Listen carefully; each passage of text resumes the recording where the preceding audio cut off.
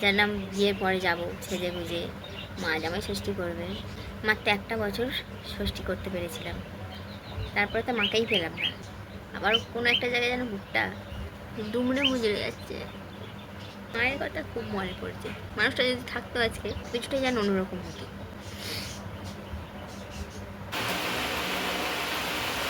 কালকের উপর কত জল ছিল, গাছে শুকিয়ে গেছে।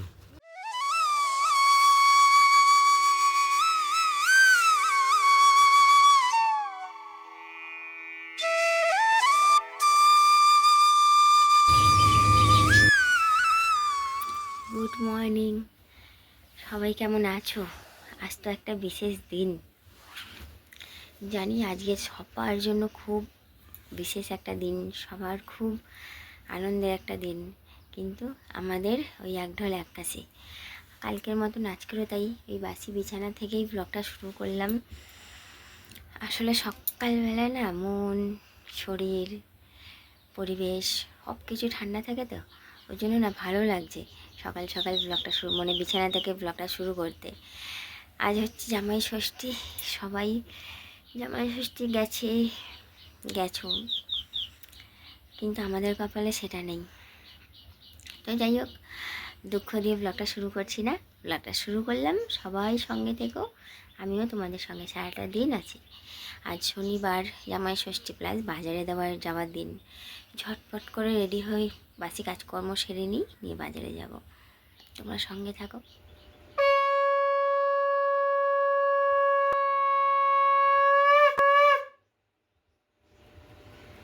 পুজো দেওয়া কমপ্লিট, চা বিস্কুট নিয়ে বসে পড়েছি। এই যে চা বিস্কুট খাই, খেয়ে দিয়ে রেডি হয়ে বাজারে যেতে হবে। লোকে আজকে সেজে গুজে যাচ্ছি জামা ষষ্ঠী খেতে, আর আমরা যাচ্ছি বাজারে। কি পোড়া কপাল, ভগবান আমার মতো পোড়া কপাল যেন কাউকে না দেয়।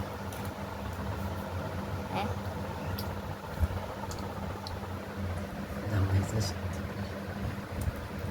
সত্যি একটা বছর মাত্র জামা ষষ্ঠী করতে পেরেছিলাম, তাও আবার সেরকম ভাবে না।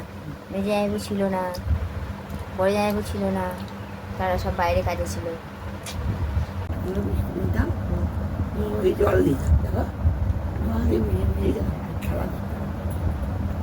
চা পর্ব মিটে গেছে, বাজারের জন্য রেডি হয়েছি। ভালো লাগছে না, কেমন যেন একটা ফিলিংস হচ্ছে আজকে, কোনো কিছুই ভালো লাগছে না ভেতর থেকে। সত্যি এরকম ভাগ্য যেন ভগবান কারোকে না দেয়। বদ্দিও যদি ঘরে থাকতো তাহলে জামা ষষ্ঠী হোক না হোক বাপের বাড়ি যেতাম, কমসে কম বাপের বাড়ি যেতে পারতাম। বাপের বাড়িতেও যেতে পারলাম না, এমন পোড়া ভাগ্য যেন আর কারণ না হয়।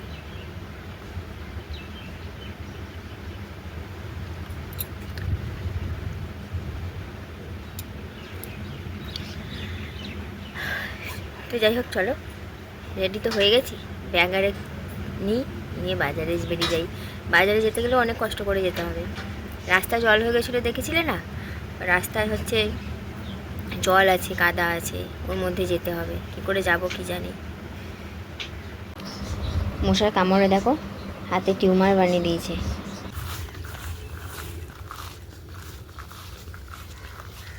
কালকের উপর কত জল ছিল, গাছে শুকিয়ে গেছে।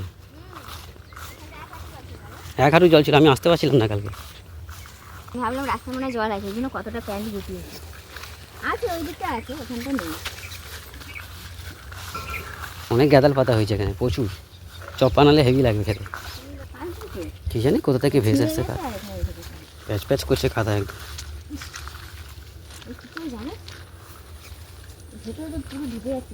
থেকে জল ছিল কালকে, ভালোই ছিল এখানে। কালকে আমার প্যান্ট ভিজে গেছে, আজকে দেখো কত সুন্দর যাওয়া যাচ্ছে। তাও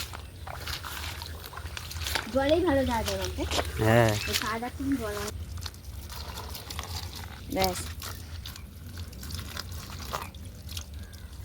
ব্যাস ব্যাস ব্যাস, তোমারও তো লাগবে। প্যান্ট ময় সব কাদা কুদা হয়ে একা হয়ে।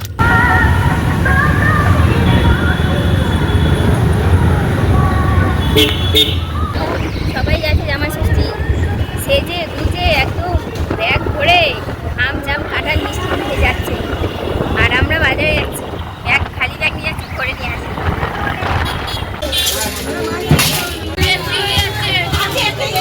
করে 60 টাকা, হাফ কিলো করে 60 টাকা দেবো। ছাড়িয়ে হাফ কিলো করে 60 টাকা। তুমি এটা নিয়ে গেছো? 120, বলে 120।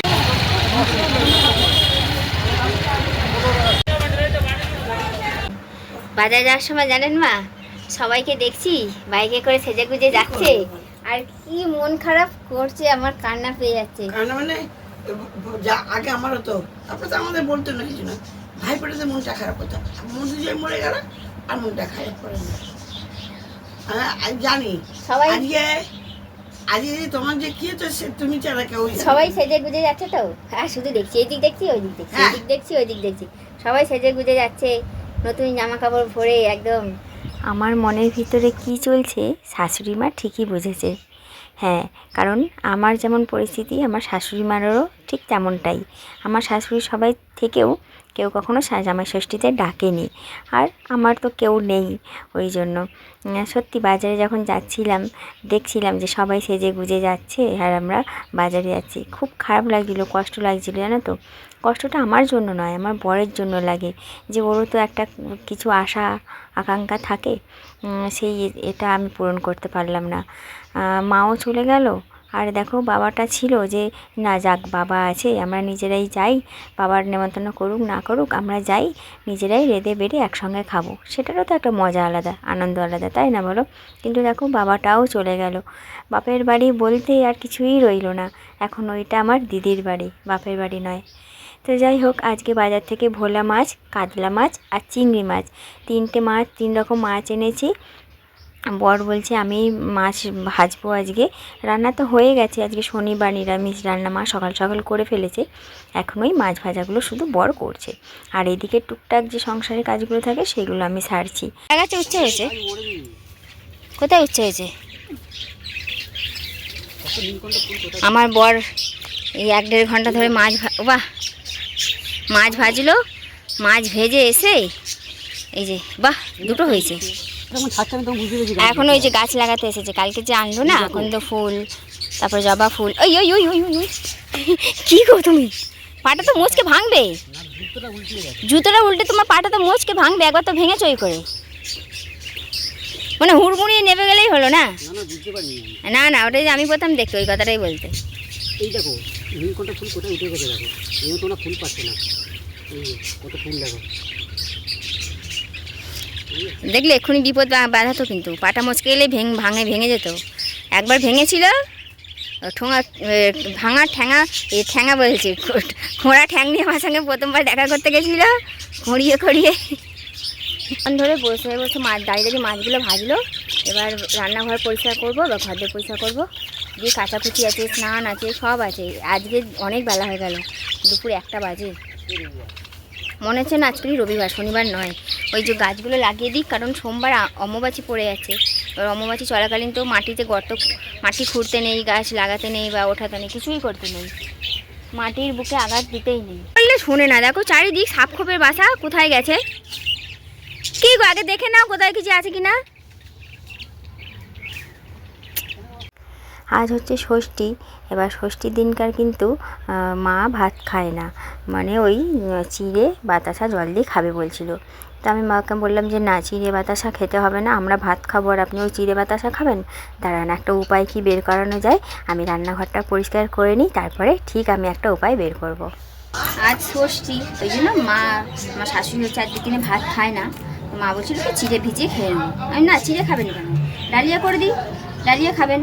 এই জন্য রান্নাঘরটা পরিষ্কার করে নিয়েছি, এই যে দেখতে পাচ্ছ একদম সার্ফ দিয়ে ঘষে মেজে পরিষ্কার করে নিয়েছি, আর মেজে এই যে ডালিয়াটা বসিয়ে দেবো, দিয়ে আমি চান করতে যাবো। বর গেছে চান করতে, বর বেরোক তারপর আমি চান করতে যাবো। আমরা সবাই ভাত খাবো, আর চিড়ে খাবে কেমন একটা লাগে না। বরবটি দেবো, আলু দেবো, কাঁচা লঙ্কা দেবো, দিয়ে মুগের ডাল দিয়ে বসিয়ে দেবো।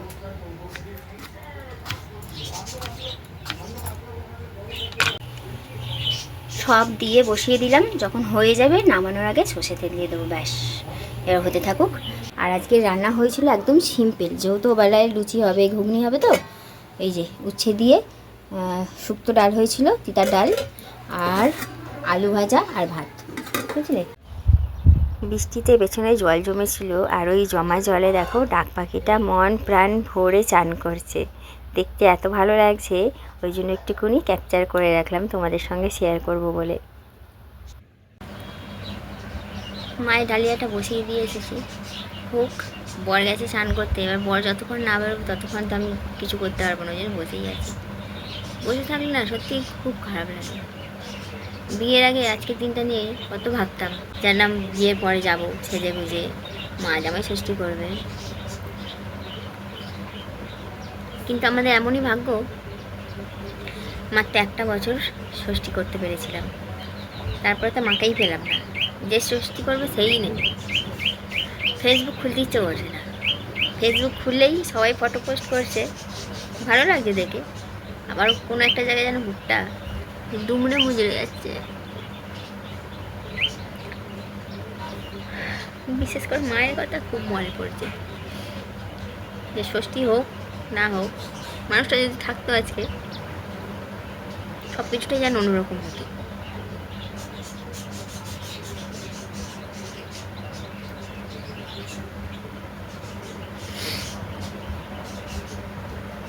কেউই নেই, না বাবা না মা।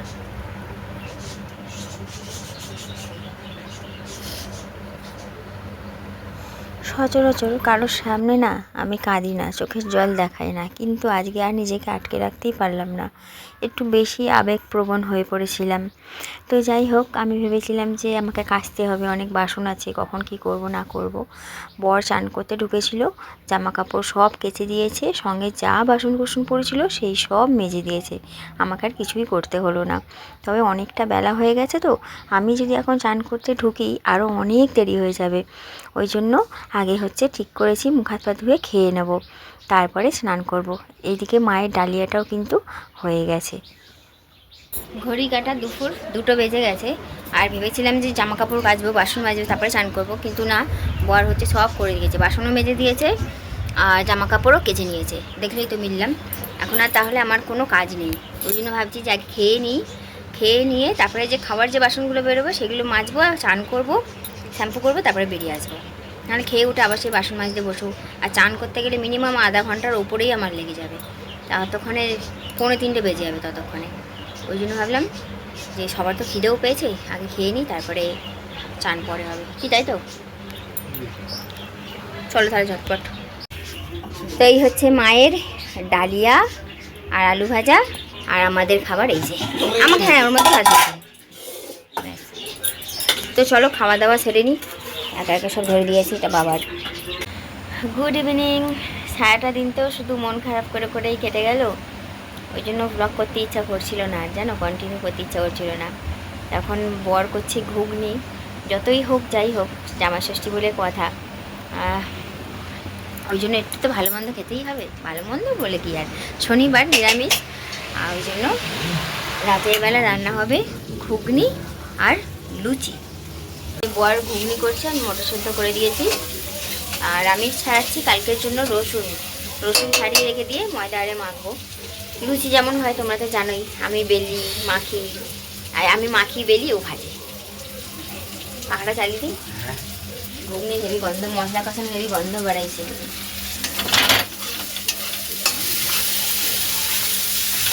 যেহেতু আমার বাপের বাড়িতে গিয়ে আমাদের জামাই ষষ্ঠী করার কোনো অপশানই নেই, ওই জন্য আমার না খুব ইচ্ছা হয়, যেটা মনে জাগে সেটা তোমাদের বলি, যে অনেক রকম মানে একটা জামাইকে যত রকমের রেঁধে খাওয়ায় তার শাশুড়ি সাজিয়ে গুছিয়ে দেয়। আমারও খুব ইচ্ছা করে যে 2-3 রকমের মাছ মাংস হেনা তেনা করে দেবো, তারপর ভাজা ভুজি চচ্চড়ি অনেক কিছু থাকবে, যেটা আমার বরকে সাজিয়ে গুছিয়ে খেতে দেবো, এটা আমার মনের ইচ্ছা।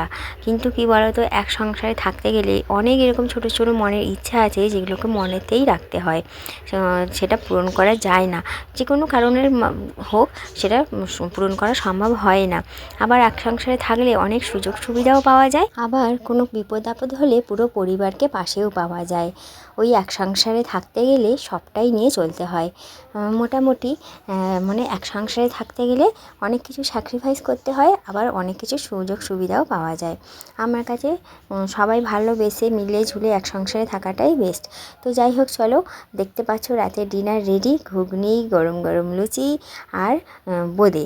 লুচিগুলো সব কটা ফুলেছিল না, এখন তো সব এরকম চেপটে গেছে, কিন্তু সব কটা ফুলেছিল, তোমরা তো দেখলেই।